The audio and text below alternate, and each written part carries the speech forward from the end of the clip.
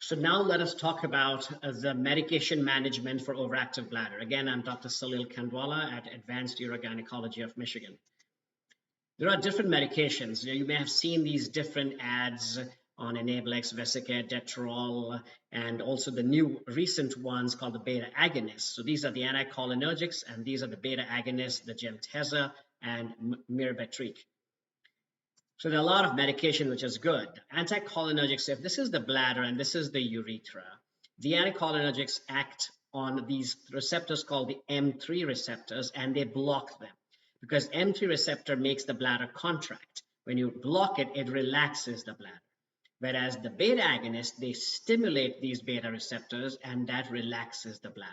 So you have two different mechanisms, two different types of medications. For the anticholinergic medications, you want a real M3. The M1 is in the salivary gland and the brain. M2 is more in the heart. M3 selection is what we're looking for.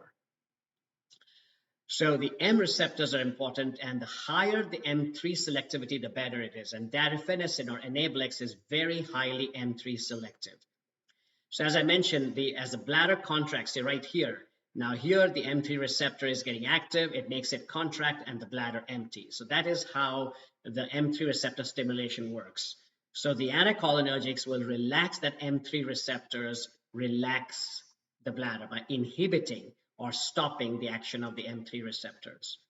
Now there are a lot of medications, right from these trade names to the pharmacologic names, and different versions with long-acting, short-acting have come out. And the question is, which medication should we use? Is one better than the other? Most medications work very similar, and they are once-a-day dosing mainly. They can be taken anytime, with or without meals. Sanctura XR is one medication that you have to take first thing in the morning on an empty stomach, very much like a synthroid medication, taken at least 1 hour prior to a meal. So get up, take the synthroid medication, walk around for at least an hour before you take it. There's another mechanism, is oxytrol patch. You apply the patch somewhere on the body, which is typically on the abdomen, the hip, or the buttocks, and apply to a dry, non-lubricated, non-hairy skin. It's done twice a week. Once you apply it, then you can go to the sauna or swim, and in rare case, there's a skin reaction, especially towards the third or the fourth day. On a sensitive skin, there may be a little bit of a reaction, but you're not coming back to that site. You have so many different areas to apply. The good thing about the patch is it's effective. Let's say if someone is going to the pool, and only in the pool does she get severe urgency, and then by the time she gets out and gets to the bathroom, she doesn't want to slip and she may leak, so she doesn't want to do that. That's where a patch comes also very handy. The advantage of the patch over the pill is it goes straight from the skin into the blood. It bypasses the liver, so you do not get that metabolite called NDEO, which increases the side effect of oxybutydin. So you have less dryness of mouth, less constipation, and you have a steady state. It's not going up and down. And as I mentioned, it's best for certain circumstances like swimming or a long drive or an airplane journey. Otherwise, most of these medications are similar in efficacy, but for one individual patient, one medication may turn out to be better than the other. Now, there are many factors to that. It could be how is the liver behaving, how are the liver enzymes, and at the same time, the side effect profile are different per medications. The typical side effects of these anticholinergic medications are dryness of mouth and constipation. The key thing is to be aware of this. And once you're aware of this, you know how to take care of it. So first of all, why does dryness of mouth happen? So you can see this is the salivary gland here, and there's a tube that comes from there and brings the saliva in the mouth. What the medication does is it blocks that tube.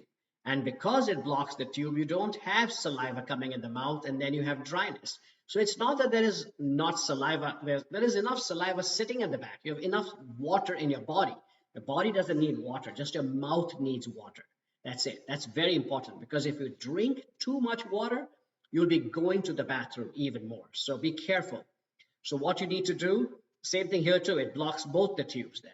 So what you need to do is use a product like a Biotin or Oasis or Xylemilt, something you can use in the mouth to help with that oral lubrication, because that's important. Because if you have a lot of dryness of mouth, then you get a tooth problem, you get caries. So you don't want that. Constipation. Once you know that it can happen in about 1 in 5 people, and I maybe one of the 5, better be careful. So increase your fiber intake, take some Metamucil, increase your roughage, and if it's not helping, then you take something over the counter to help with the constipation. So if you're a regular person and you've now skipped 2 days, well, you better take something because you know that the medication is causing that. Now, there's a big question about this. Do anticholinergic medications cause dementia? Now, there are some papers who have shown a tendency for dementia to happen with some of these anticholinergic medications for overactive bladder control. So let us understand what happens in the brain. So the brain is protected. You see, the blood vessel is here. That's the brain. There's a whole layer. It's called tight junctions that prevent the drugs from the blood vessels going into the brain. That's called the blood-brain barrier. Now, if there is a breakdown, like typically could happen with age, now this is a normal blood vessel in anywhere else, but not in the brain. You see, the brain is surrounded by that. But sometimes these junctions break down with age, with Parkinson's disease, some other brain conditions, and now you may have the drug going into the brain, which may not be good. So that's something you have to know. Now, what we know is what are the certain drugs. Now, if you have a drug which is more fat-loving, like lipophilic, small, and neutral charge, then they're likely to cross the blood-brain barrier. Trospium or Sanctura XR is perfect because it is water-loving, not fat-loving. It is positive charge, not neutral, and it is large, and it's not small. So it does not cross the blood-brain barrier. So it's a good drug for people who are concerned about dementia or a strong family history of dementia. Vesicare, Enablex, and Detrol are lipophilic, but they're large and hence less likely to cross the brain. Whereas oxybutydin is not good. It's small, it is lipophilic, and it could easily cross. So that is where you can get some sedation with oxybutydin, and that is a drug that I would avoid in people at high risk of dementia or who have slight dementia. Then there's one more thing. There's a protein in the brain called PGP, and that throws the drug from the brain back into the blood vessel. So that's good. So it'll pick up and throw it in. So trospium and darifenacin are attached. So it needs to attach to the drug. So it'll attach to this trospium and bring it out. So that's another good drug, and Enablex, because they'll be thrown back if they ever go into the brain. They'll be thrown back by this protein back into circulation and out of the brain. So that is important to understand the blood-brain barrier and the incidence of dementia. So if there's any concern, I would rather give a medication which is less likely to affect the brain, especially in someone who is prone to that. Metabolism also is important. Most drugs are broken down by the liver or they're excreted unchanged by the kidney. So it's one or the other. If there is liver or kidney damage, then you need to know which drug do I have to be careful with. And therefore, you have to change, or I have to change the dose and the frequency of the medication. For me to do that, I need to know your history properly. I need to know whether you have liver disease, kidney disease, or what's going on. Because liver metabolism, there's two enzymes called CYP2D6 and CYP3A4. Now, these two break down the drugs. Now, there's certain drugs also, the medications you could be taking that could be blocking these enzymes. So if they block these enzymes, then the anticholinergics will pile up and then cause toxicity. Well, we don't want that either. So let's say we're taking Wellbutrin or Prozac. These inhibit the CYP2D6. Therefore, a drug like darifenacin or Enablex, which is if it's prescribed, I have to watch the dose of it because it is broken down by the CYP2D6. And if you inhibit this, then this drug will add up, and we don't want that to happen. So it's important, therefore. See, that is why I need a full history. I need all your medications, and I need all your medical history to give you the proper medication to prevent anything from like this happening. So our goal is to understand the patient's history. Now, do you have a medical condition like new onset dementia, early onset dementia? Is there Alzheimer's disease? Is there Parkinson's disease? So you may be on cholinergics for Parkinson's disease. Do you have a heart condition where you have a high blood pressure or a fast heart rate, but I may not want to give you Detrol. I would rather give you Enablex for the heart rate. Are you on many medications? Because many of these drugs, typically in the elderly, they have inherent anticholinergic effect. So I give you one more anticholinergic, it could add up to the side effects. So it's so important to select the medication. We just don't randomly do it. When I do a medication selection, it has to be done properly after knowing the whole story of the patient. Now, that's the problem. Because of these adverse events and limited efficacy, look at this, only 14 to 30, so like 1/3 of the patients continue these medications for 1 year. They stop it, and it could be the cost, it could be limited efficacy, it's not really working, or the side effects, But if you prep them and tell them, listen, you are going to get dryness of mouth, prepare. And if they do that, then they can continue it longer. So over 2/3 stop taking the medication. So how do we ensure compliance? Inform patients about what side effects can occur. Prepare patients to prevent or manage it. Know that if you eat a lot of green leafy vegetables, if you're anyway getting a little constipated, take a little bit of Miralax or something to help you prevent constipation.